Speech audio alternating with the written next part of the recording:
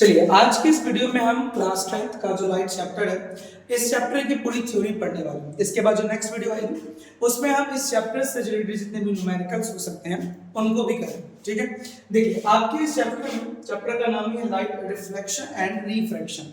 यानी इस चैप्टर में आपको रिफ्लेक्शन के बारे में पढ़ना है और रिफ्लेक्शन के साथ साथ रिफ्रैक्शन के बारे में भी जानना है। हिंदी में कहूं तो आपको परावर्तन और अपवर्तन के बारे में समझना है क्या होता है। इस चैप्टर में मेनली हम दो चीजें पढ़ेंगे, एक मिरर के बारे में, मिरर को पढ़ने के बाद आप रिफ्लेक्शन समझेंगे और फिर हम लेंस का टॉपिक पढ़ेंगे जहां हम लेंस का लास्ट टॉपिक पावर के बारे में समझेंगे और ये चैप्टर एंड हो जाएगा। देखिए स्टार्टिंग में सबसे पहला क्वेश्चन आपसे यही है कि व्हाट इज लाइट, लाइट कहते किसे हैं या लाइट का मतलब क्या होता है। तो सर लाइट का मतलब ऐसी कोई भी वस्तु हो सकती है जो हमें किसी वस्तु को देखने में मदद करे, यानी किसी भी चीज को या किसी भी ऑब्जेक्ट को जब हम देख रहे हैं उस देखने में जो हमारी सहायता किया जा रहा है या जिस वजह से वो हमें दिख रही है वस्तु, वही क्या है, लाइट। रीड कर लेते हैं। We are unable to see anything in a dark room but on lightning up the room things become visible. किसी भी अंधेरे रूम में हम किसी भी चीज को देखने में संभव नहीं होता है, यानी वी आर अनेबल, अनेबल मतलब हम उसे देख नहीं सकते हैं। किसी भी डार्क रूम में हमें कुछ भी दिखाई नहीं देता है। वहीं पे लाइटिंग अप कर दिया जाएगा रूम को तो हमें वो चीजें विजिबल हो जाती हैं, दिखने लग जाती हैं। An object reflects light that falls on it। जब भी किसी ऑब्जेक्ट पर लाइट पड़ती है, किसी भी वस्तु पे जब लाइट गिरती है तो वो लाइट उससे रिफ्लेक्ट करके आगे बढ़ती है और रिफ्लेक्ट करने के बाद वो this reflected light when received by our eyes enable us to see things. और जब वो लाइट हमारी आंखों के द्वारा रिसीव की जाती है यानी हमारी आंखें उस लाइट को देख लेती है तो हमें वस्तु दिख लेती है। इसका मतलब ये हुआ कि पहले ऑब्जेक्ट पे लाइट पड़ती है, फिर वहां से वो लाइट रिफ्लेक्ट करती है, रिफ्लेक्ट करने के बाद जब वो लाइट हमें दिखती है तो हमें पता लगता है कि हमें वो ऑब्जेक्ट दिख रहा है। क्लियर है यहाँ तक? ये था बेसिक डेफिनेशन कि लाइट का मतलब क्या है। वैसे बेसिक मैं बताऊं आपको लाइट के बारे में, तो लाइट के बारे में थोड़ा बहुत आपको और पहले से बेहतर जानते होंगे कि लाइट जो होती है वो हमेशा कैसे ट्रेवल करती है। तो लाइट जो है वो एक प्रकार का ऐसा रे है जो हमेशा स्ट्रेट लाइन में ट्रेवल करते हुए दिखाई देती है। Light always travel in straight line. Light हमेशा ही स्ट्रेट लाइन में ट्रेवल करती है। इसकी सबसे ज्यादा स्पीड कहाँ पे होगी तो हम सनलाइट के माध्यम से समझते हैं। तो सनलाइट जो सूरज का प्रकाश है वो सबसे तेज स्पीड से अगर चलता है तो वो कहाँ चलेगा, वैक्यूम के अंदर चलेगा। यानी वैक्यूम में जो है लाइट की स्पीड सबसे ज्यादा होती है। और वो कितनी होती है तो 3 इंटू में 10 टू द पावर 8 मीटर पर सेकेंड आपके पास इसकी स्पीड हो जाती है। यानी लगभग 3 लाख किलोमीटर पर सेकेंड की रफ्तार से जो है वो स्पीड ट्रेवल करती है। आई होप लाइट समझ में आया होगा। चलिए इसके बाद नेक्स्ट टॉपिक है आपके पास रेक्टिलिनियर प्रोपगेशन ऑफ लाइट, प्रकाश का ऋजुरेखीय संचरण। रेक्टिलिनियर का मतलब क्या है? अभी जो मैंने आपको शॉर्ट में बताया कि लाइट जो है हमेशा स्ट्रेट लाइन में ट्रेवल करती है, यहाँ पे वही बात समझाया गया है। By observing common optical phenomena, we conclude that light seems to be traveling in straight line। जब हम ऑप्टिकल फिनोमेना देखते हैं यानी किसी भी लाइट को पास करते हुए किसी भी ऑब्जेक्ट से या किसी भी मिरर से जाते हुए देखते हैं तो हमें नॉर्मली यही पता लगता है कि लाइट कैसे ट्रेवल करती है, स्ट्रेट लाइन में ट्रेवल करते हुए दिखाई देती है।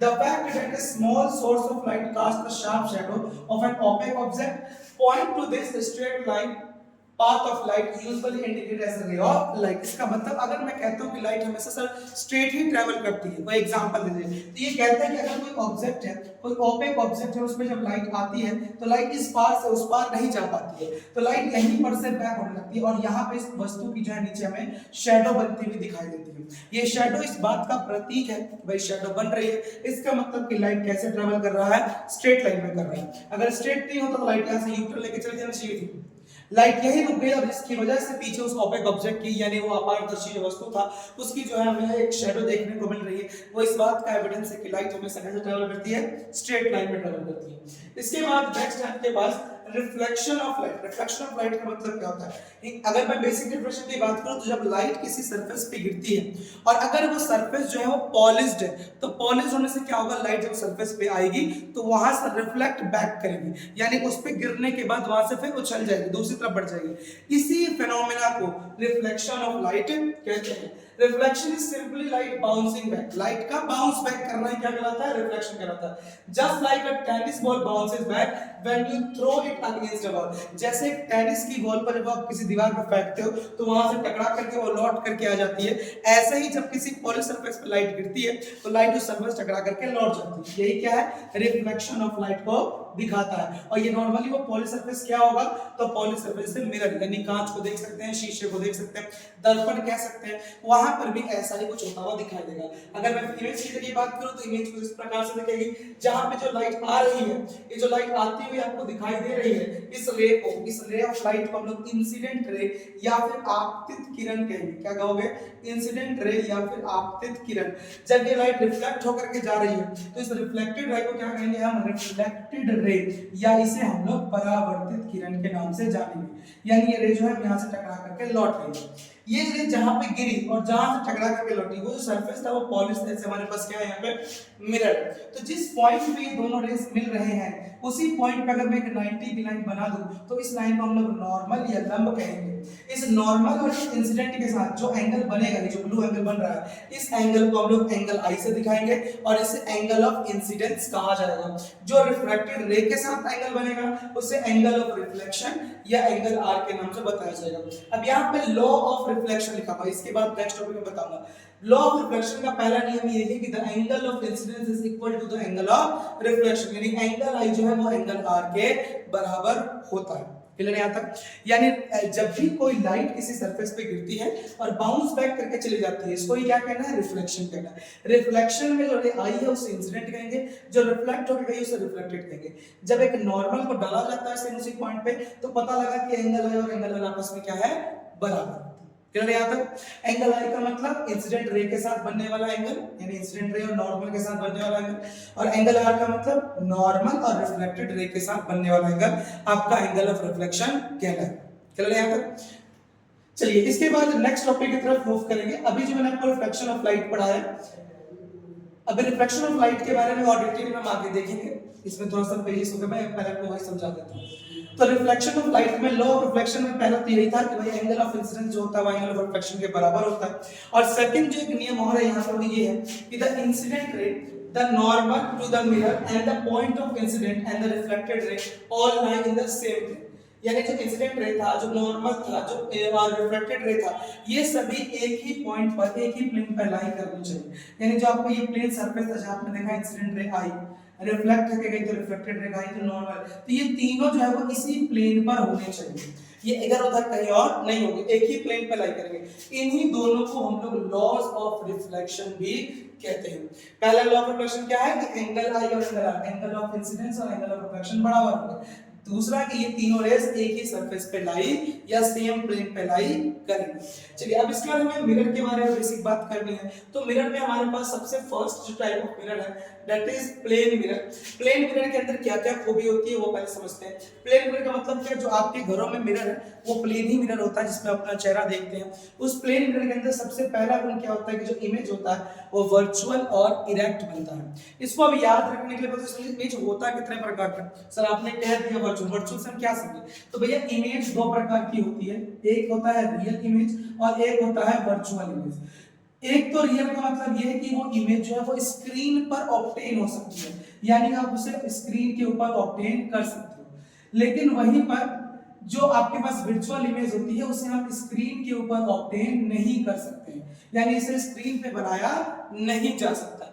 पहले तो ये दो प्रकार की इमेज हो गई। अब यहाँ पे एक और एक हिंट है कि जो भी रियल इमेजेस होती है ना, ये हमेशा ही इन्वर्टेड होंगी। इन्वर्टेड का मतलब ये उल्टा ही बनेगा, और जो वर्चुअल इमेज होगा वो हमेशा इरेक्ट होगा, यानी कि वो सीधा ही बनेगा। तो जब मैंने प्लेन मिरर को देखा, खुद को देखा, तो ऐसा नहीं हुआ कि मेरी मुंडी नीचे हो गई और पैर ऊपर हो गई, मैं जैसा था वैसा ही रिफ्लेक्शन वहां आ रहा था, यानी कि वो इमेज इरेक्ट बन रहा था। इरेक्ट जो इमेज बनता है वो कैसा होगा, वर्चुअल होगा। इसका मतलब कि जो यहाँ इमेज है वो वर्चुअल और इरेक्ट बनेगा। दूसरी चीज, the size of the image is equal to that of the object. Object जितने साइज का है इमेज भी उतने ही साइज का बनेगा, ना तो इमेज छोटा होने वाला है और ना ही इमेज बड़ा हो जाएगा। इसके साथ साथ the image is formed as far behind the mirror as the object is in front of it. आप मिरर से जितनी दूरी पर खड़े हैं, मान लीजिए ये मिरर है और यहां से मैं यहां पर एक ऑब्जेक्ट रख देता हूं, ये मिरर है लेट्स सपोज, और इसके बीच में 10 मीटर की दूरी है, तो जो इमेज इसके अंदर बनती हुई दिखाई देगी वो भी 10 मीटर दूर ही बनती हुई दिखाई देगी। अब उस पर तो पॉलिश दिखेगा नहीं, पर वो मिरर का रिफ्लेक्ट दिखेगा, प्रतीत होगा कि इमेज उतनी ही दूर बनता हुआ नजर आ रहा है स्टेशन। और आखिरी चीज जो यहाँ पे इमेज होगी वो लेटरली इन्वर्टेड होगी। लेटरली इन्वर्टेड का मतलब है कि जो राइट है वो लेफ्ट हो जाएगा, जो लेफ्ट है वो राइट हो जाएगा। यानी जब मैं अपने वहां देखता हूँ मिरर में खुद को और मैं अपना राइट हैंड मूव करता हूँ तो उस मिरर में मेरा लेफ्ट हैंड मूव हो रहा होता है, जब मैं लेफ्ट मूव करता हूं तो वहां राइट होता हुआ दिखता है। तो ये जो मूवमेंट है वो क्या दिखाता है कि इमेज कैसी बन रही है, लेटरली इन्वर्टेड बन रही है। फिर से बता रहा हूं, प्लेन मिरर के अंदर जो इमेज बनती है उनकी चार प्रॉपर्टीज है। पहली कि इमेज वर्चुअल इरेक्ट होगी, दूसरी इमेज का साइज ऑब्जेक्ट के साइज के बराबर होगा, तीसरा आप जितनी दूर इमेज बनाओगे या जितनी दूर आप खड़े होगे ऑब्जेक्ट होगा इमेज में उतनी दूरी बनती हुई दिखाई देगी, और आखिरी जो इमेज होगा वो लेटरली इन्वर्टेड बनता हुआ दिखाई देगा। ये देख सकते हो आप, यहाँ पे कैंडल रखा गया है, ये मिरर है प्लेन मिरर, और इमेज जो उसका पीछे बैक उतनी दूरी में बनता हुआ दिखाई दे रहा है। जो ऑब्जेक्ट का डिस्टेंस है उसे u कहते हैं, जो इमेज का डिस्टेंस होता है उसे v के नाम से दिखाया जाता है। यहाँ पे u और v दोनों ही क्या होते हैं, बराबर होते हैं। चलिए इसके बाद आपको लेटरली इन्वर्टेड बताया था, उसका एक एग्जांपल ही सामने दिख रहे हो आपको, एक मिरर लगा हुआ है और यहाँ पर ये सच में एम्बुलेंस खड़ी है। तो यहाँ पे इस एम्बुलेंस में अगर आप नोटिस कर रहे होंगे तो इस एम्बुलेंस की गाड़ी पर यहाँ पर नीचे फोकस करेंगे, सॉरी यहाँ पे फोकस करेंगे तो यहाँ पर जो ये एम्बुलेंस वर्ड लिखा गया है ये आपको दिख रहा होगा थोड़ा अजीब, इन्वर्टेड लिखा हुआ है। क्यों? क्योंकि जब इसका रिफ्लेक्शन देखेंगे तो रिफ्लेक्शन में करेक्ट दिखाई देगा कि ये एम्बुलेंस लिखा हुआ है। अब ये रिफ्लेक्शन दिखाने का मोटिव है कि जानबूझकर एम्बुलेंस वगैरह की गाड़ियों पे ऐसे लिखा जाता है ताकि जो आगे ड्राइव कर रहा है जब अपने मिरर में देखे तो उसे समझ में आ जाना चाहिए क्या लिखा हुआ है, एम्बुलेंस लिखा हुआ है, और इसे देख करके उसे फटाफट रास्ता दे सके ताकि एम्बुलेंस सही समय पर जहां इसे पहुंचना है वहां पर ये पहुंच सके। क्लियर है यहाँ तक? चलिए 1 मिनट के लिए इसे रिवाइज करिए, फिर मैं इसके आगे यहीं से कंटिन्यू करता हूं।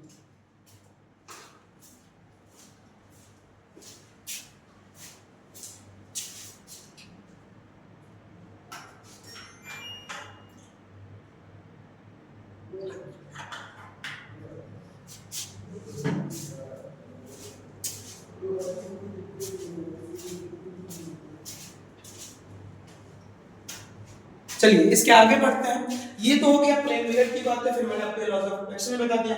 अब बात करते हैं स्फेरिकल मिरर की। स्फेरिकल मिरर क्या होता है? जैसे मान लीजिए मैं स्फेरिकल में सबसे पहले वर्ड जो था आपके पास वो स्फेयर था। स्फेयर का मतलब जैसे एक गोला, इस तरह का फुटबॉल जैसा वो स्फेयर होगा। अगर मैं इस स्फेयर को यहाँ से कट कर दूं तो मुझे दो हिस्से मिलेंगे, एक इस प्रकार से और एक इस प्रकार से देखने को मिलेगा। क्लियर है?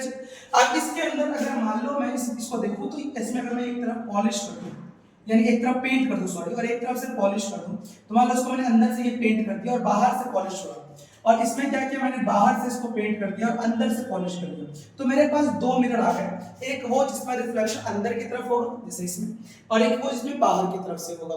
ये जस्ट लाइक अ स्पून, हमारे चम्मच की तरह। यहाँ पे वही लिखा हुआ है। आपको मिरर्स अगर देखना तो सभी फ्लैट नहीं होते, आपने रूम में रखे हुए किचन में रखे हुए स्पून को देख सकते हो। इसके अंदर का कर्व पार्ट भी मेरे की तरह काम कर रहा है, बाहर वाला पार्ट भी मेरे की तरह काम कर रहा है, दोनों में ही रिफ्लेक्शन बन रही है। इन मिरर्स को ही हम लोग स्फेरिकल मिरर कहते हैं। इसमें देखो जो रिफ्लेक्शन हो रहा है वो अंदर की तरफ हो रहा है, एक जस्ट लाइक अ केव, तो केव की तरह गुफा की तरह अंदर की तरफ हो रहा है, तो इसको नाम क्या देंगे हम? इसको हम नाम देंगे कनकेव। और जिसमें बाहर की तरफ होता हुआ दिखाई देगा उसको हम नाम क्या देंगे? तो उसका नाम होगा हमारे पास कन्वेक्स मिरर। क्लियर है जी? यहाँ तक ये हो गए आपके दोनों प्रकार के स्फेरिकल मिरर्स। अगर मैं इमेज की बात करूं कुछ इस प्रकार से ये इमेज दिखाई देगा आपको स्फेरिकल मिरर्स का, जिसमें ये कनकेव है, ये अंदर की तरफ रिफ्लेक्शन है, बाहर ये पेंट हो रखा है। ये कन्वेक्स है, बाहर से रिफ्लेक्शन होगा, अंदर की तरफ से हमने इसको पेंट कर रखा है। क्लियर है यहाँ तक? ये था आपके पास कनकेव और कन्वेक्स मिरर के बारे में। अब इसके बाद बात करते हैं कि डिफरेंशिएशन होती क्या है। सर कनकेव का मतलब a spherical mirror whose reflecting surface is curved inwards, ऐसा मिरर जिसका रिफ्लेक्टिंग सरफेस अंदर की तरफ इनवर्ट की तरफ हो, that is faces toward the center of the sphere, और ऐसा लगे जैसे वो स्फीयर के सेंटर की तरफ हम फेस करें, जैसे चम्मच के अंदर वाला हिस्सा जो अंदर की तरफ रिफ्लेक्शन कर रहा था वही क्या होगा? कनकेव होगा। वही कन्वेक्स क्या होगा? जिसका रिफ्लेक्शन बाहर वाला सरफेस कर रहा हो, यानी आउटवर्ड वाला जो सरफेस है वो रिफ्लेक्शन का अगर काम कर रहा है तो सब क्या कहोगे? कन्वेक्स मिरर कहेंगे। इसके बाद नेक्स्ट आता है आपके पास, ये देखिए दोनों मिरर दिखाए गए हैं, कनकेव है और वो कन्वेक्स है। कनकेव में दिख रहा होगा सारी लाइट मिरर के अंदर केव की तरफ जा रही है, कन्वेक्स में जो लाइट्स है वो बाहर की तरफ पड़ रही है। इन दोनों में समझाना सिर्फ इस पे ये है कि जो कनकेव मिरर होता है वो सारी लाइटों को लेता है और एक ही पॉइंट पे ले आता है, क्योंकि वो सभी लाइटों को एक साथ लाता है, इसलिए इन मिरर्स को हम लोग कन्वर्जिंग मिरर भी कहते हैं। और जहां पे भी हमें पॉइंट करना हो यानी सारी रोशनी एक जगह लानी हो वो कौन सा हम यूज करेंगे? कनकेव करेंगे। वहीं पे कन्वेक्स क्या कर रहा है? जितनी रे ऑफ लाइट आ रही है वो सब इससे टकरा करके लौटती जा रही है और फैलती जा जा रही है, तो ये मिरर क्या बन जाएगा, इस मिरर को हम कह देंगे डाइवर्जिंग मिरर। जहां लाइट इकट्ठा हो रहा है एक जगह कन्वर्जिंग, जहां लाइट फैल रही है वो क्या होगा, डाइवर्जिंग। क्लियर। चलिए इसके बाद आपके पास नेक्स्ट है कुछ साइन कन्वेंशंस पढ़ने हैं, इंपॉर्टेंट टर्म्स क्या क्या होते हैं। देखिए जब भी अब आप, जैसे अभी आपने मिरर के बारे में समझा, उसमें इमेजेस कैसे बनती है, तो आपकी बुक में इन इमेजेस को समझाने के लिए यहाँ पे हम कुछ रे डायग्राम्स पढ़ेंगे, जिसके लिए हमें क्लियर होगा कि अच्छा यहाँ यहाँ ऑब्जेक्ट रहेगा तो इमेज ऐसे ऐसे बनेगा। तो उस रे डायग्राम को बनाने से पहले उसके कुछ टर्म्स को समझना जरूरी है। मान लेते हैं मैंने ये लाइन बनाया और मैंने यहाँ पे एक मिरर लगाया, लेट सपोज मैंने कनकेव मिरर लगा रहा हूँ, कनकेव मिरर लगाया मैंने। अब यहाँ पर मैं एक जगह पे फोकस लिखूंगा और एक जगह पे कर्वेचर लिखूंगा।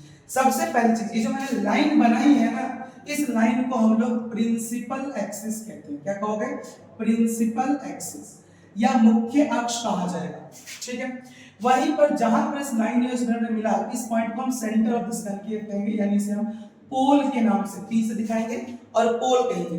इस पोल से, अब मान लीजिए तो किसी सर्कल का हिस्सा है, सपोज अगर मैं इसको पूरा करता तो इस तरीके से कुछ आगे चल करके आगे चल करके सब सर्कल पूरा हो जाता, तो जिस जगह पे ये पूरा करता, जो बीच में सेंटर बनता, उसे हम क्या कहेंगे, सेंटर ऑफ कर्वेचर, यानी उसे हम लोग सी से दिखाएंगे। तो ये हमारे पास क्या आ गया, ये हमारे पास आ गया centre of curvature.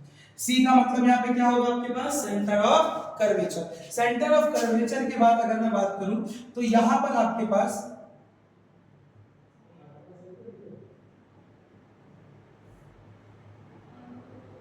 Centre of curvature के बाद, अगर ये सर सेंटर है, अगर किसी सर्कल में कोई एक सेंटर है तो सर सेंटर ऑफ कर्वेचर आप करोगे ना, तो यहां से जो यहां तक की दूरी होगी वो क्या होगी सर जी, वो तो रेडियस होती है। तो यहां पे सी से लेकर के पोल तक की इस पूरी दूरी को हम लोग रेडियस ऑफ कर्वेचर कहेंगे, रेडियस ऑफ कर्वेचर। और इस रेडियस ऑफ कर्वेचर को यहां पर हम लोग जो है वो आर से रिप्रेजेंट करने का काम करेंगे। इस रेडियस ऑफ कर्वेचर के ठीक बीच में क्या होगा, फोकस होगा, या इसे फोकल लेंथ, फोकस कहेंगे, और एफ से लेकर पी तक की जो डिस्टेंस है इसे हम लोग फोकल लेंथ के नाम से जानेंगे। यानी यहां से लेकर यहां तक की दूरी जो है वो क्या है, फोकल लेंथ। अगर मैं बना के दिखाऊं तो ये यहां से तक ये क्या बन गया, ये फोकल लेंथ बन गया। अभी मैं एक एक करके फिर से ये सारे पॉइंट आपको समझाऊंगा। सबसे पहला पॉइंट देखिए क्या था, पोल। पोल क्या है, the centre of the reflecting surface of a spherical mirror, यानी जो लाइन बनाई और ये जो मिरर बनाया, इसमें जो ये सेंटर है यहाँ पर, यही क्या है, इसका पोल है। पोल के बाद नेक्स्ट सेंटर ऑफ कर्वेचर, ये जो मिरर आपने बनाया, इस मिरर में जो इसका पूरा सर्कल का बीच में सेंटर कहीं पड़ेगा, वो क्या बन जाएगा, सेंटर ऑफ कर्वेचर। जो सी वाला पॉइंट है, this is your centre of curvature, इसको ही हम लोग सेंटर ऑफ कर्वेचर बुलाएंगे। क्लियर जी यहाँ तक, ठीक। चलिए इसके बाद आगे बढ़ते हैं। सेंटर ऑफ कर्वेचर के बाद अगला आता है आपके पास radius of curvature. Radius of curvature मैंने समझा दिया, ये मिरर है मेरा, इस मिरर में ये सेंटर है, तो सेंटर से लेकर के यहाँ तक की जो दूरी होगी, इस पूरे को हम आर से दिखाएंगे, और यही मेरा क्या होगा, रेडियस ऑफ कर्वेचर होगा, या इस स्फीयर का रेडियस कहलाएगा। प्रिंसिपल एक्सिस, जो लाइन हम बना रहे हैं, बार बार इसमें मिरर लगा रहे हैं, यही लाइन क्या है हमारे पास, प्रिंसिपल एक्सिस कहलाएगा। ठीक है जी। चलिए इसके बाद आगे दो टर्म और है, प्रिंसिपल फोकस। फोकस भी अभी आपको दिखाया था, ये जो मिरर आपने लगाया, यहाँ पे इसे पोल कहा, ये कर्वेचर का, इस कर्वेचर के ठीक सेंटर में यानी बीच में क्या होगा, फोकस होगा, इसे एफ से दिखाया जाएगा, और इस एफ से लेकर इस पी तक की जो दूरी है, इसे क्या कहोगे, फोकल लेंथ कहोगे। यानी सर यहाँ सी से पी तक रेडियस ऑफ कर्वेचर, और ये आधा जो है वो फोकल लेंथ। कहीं ना कहीं आर और एफ में ये देखो ना कि एफ का दुगना ही तो आर है, तो यानी मुझे यहाँ से ये पता लगा कि अगर मैं एफ को ट्वाइस कर दूं तो मुझे आर मिल जाएगा। यानी यहाँ पर अगर मैं ध्यान दूं तो एफ के ट्वाइस करते ही मुझे आर मिल जाएगा। तो रिलेशन क्या मिला, are is equals to 2f के बराबर होगा। अब इसका यूज क्या है, जब आप आगे जाकर क्वेश्चंस करोगे ना, तो वहां पे आपको रेडियस ऑफ कर्वेचर की वैल्यू दे देगा, कुछ भी x, तो आपको फोकस के लिए क्या करना है, जो भी रेडियस ऑफ कर्वेचर होगा उसको 2 से डिवाइड कर देना। 2 से जब डिवाइड कर दोगे तो आपके पास जो है वो फोकस आ जाएगा। क्लियर है यहाँ तक। चलिए इसके बाद नेक्स्ट है image formation by concave mirror. अब कनकेव मिरर के अंदर इमेज फॉर्मेशन देखेंगे। देखिए कनकेव मिरर में जो इमेजेस बनती हैं वो ज्यादातर आपके पास रियल इमेजेस होंगी, इसलिए इसे हम लोग रियल इमेज मेकर भी कहते हैं।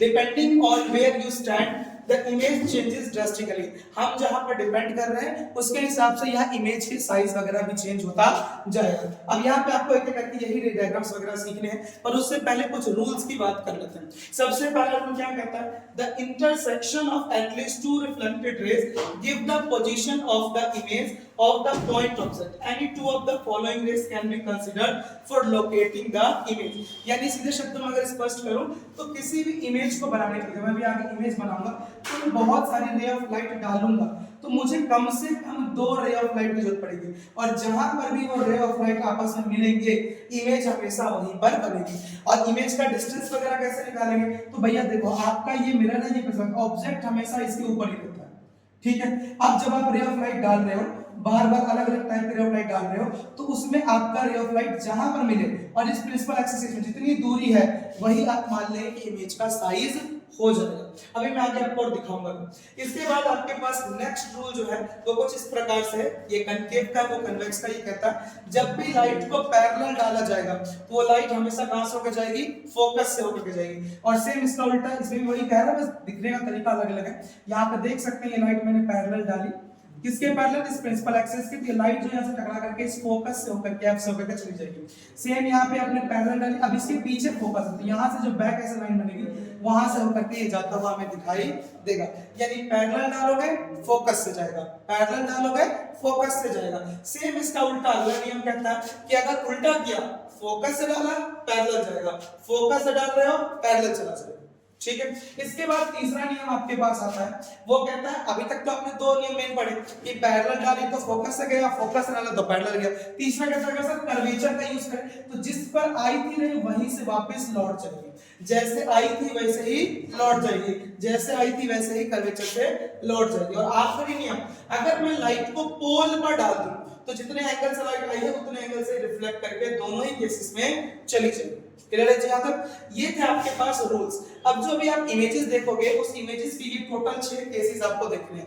पहला केस होगा हम ऑब्जेक्ट को इन्फिनिटी पे रखेंगे, फिर सी के पीछे ले आएंगे, फिर सी पर ही ले आएंगे, फिर सी और एफ के बीच में ले आएंगे, फिर एफ पे ले आएंगे। अगर मैं डे डायग्राम से आपको समझाने का प्रयास करूं तो मान लो ये मेरा डे डायग्राम है, यहाँ कर्वेचर था, ये मेरे पास फोकस है और ये मेरे पास पहले मैं बहुत दूर रखूंगा, फिर इस सी के पीछे रखूंगा, फिर सी पे ही रख दूंगा, फिर सी और एफ के बीच में ले आऊंगा, फिर एफ पर ही ले आऊंगा और लास्ट में एफ के आगे या टी के बीच में कर दूंगा। क्लियर है यहां तक? चलिए अब एक एक करके सभी केसेस को समझते हैं। सबसे पहला केस है आपके पास, जब आपने ऑब्जेक्ट कहां रखा, इन्फिनिटी पे, तो इमेज कहां बनी, तो सर जब हमने इन्फिनिटी पे रखा तो parallel ray of light I, focus से गई, दूसरा भी दूर से पैरेलल आया, फोकस से गया, तो दोनों आपको यहां फोकस पे मिलते हुए दिखाई देंगे। अब ये जो यहां फोकस पे मिल रहे हैं, ये फोकस पे ही पॉइंट बनाएंगे, तो इस लाइन के ऊपर एक पॉइंट है, यानी इसके ऊपर इसका कहीं गए हैं, तो सर साइज कितना है, तो मुझे साफ दिख रहा है सर इस लाइन के ऊपर ही पॉइंट की तरह है, तो पॉइंट साइज इमेज हम मान लेंगे।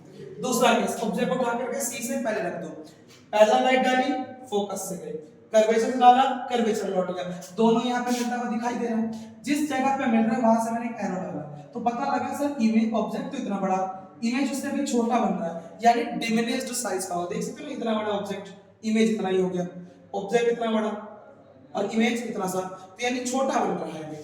फिर उसके बाद अच्छा, इसमें आप आपसे पूछ रहे हैं कि सर इमेज का नेचर कैसा होगा, रियल या वर्चुअल, तो भैया जब भी मिरर के सामने इमेज बने तो रियल, पीछे जाए तो वर्चुअल, तो ये सामने बना रियल, सामने बन रहा है मिरर के रियल, और उल्टा भी दिख रहा है यहाँ पे तो इन्वर्टेड, रियल एंड इन्वर्टेड। इसके बाद नेक्स्ट है आपके पास नेक्स्ट केस, जब मैं ऑब्जेक्ट को किस पे ले आऊंगा, सी के ऊपर, सी पे लाया, पैरेलल लाइट डाली, पैरेलल लाइट कहां से होकर के जाएगी मेरे, तो पैरेलल डाली, फोकस से गई, फोकस से डाली, पैरेलल गई, जहां पे ये दोनों मिलते हुए दिखा रहे हो, यानी एग्जैक्ट देखो तो जहां ऑब्जेक्ट था ठीक उसके नीचे और दोनों एरो सेम साइज के, यानी इमेज का साइज सेम होगा।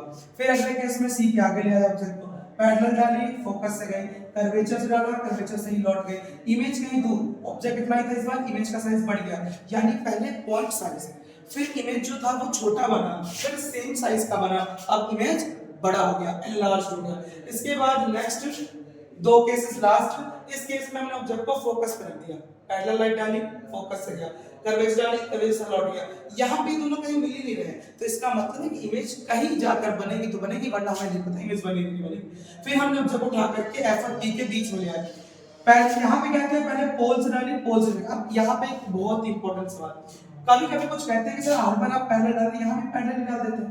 अगर मैं पैरेलल डाल देता तो लाइट इस तरीके से फोकस होकर के जा रही होती, मैं ऑब्जेक्ट ओपेक, मेरे इस पर लाइट जाएगी कभी नहीं जाएगी। जिस वजह से हम ये करते हैं कि हम पोल पे लाइट दिखाते हैं और पोल से ही लौट गया, और फिर अगले को कर्वेचर से डाल रहे हैं, जहां ये दोनों पीछे, अब आगे में देखोगे तो ये दोनों बढ़ते ही जा रहे हैं, बढ़ते ही जा रहे हैं, कभी मिले जाएंगे तो इमेज बनेगी। तो हमने थोड़ा पीछे एक्सटेंड किया, डॉटेड कर लिया, तो पता लगा कि मिरर के पीछे ये इमेज बना रहे हैं, और इमेज का जो एरो सेम कलर इरेक्ट बन रहा है, तो यानी इमेज वर्चुअल और इरेक्ट होगा, और इमेज का साइज काफी बड़ा बनेगा।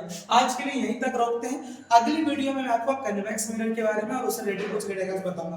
तब तक के लिए डायग्राम्स को बार बार ड्रॉ करें और प्रैक्टिस करें।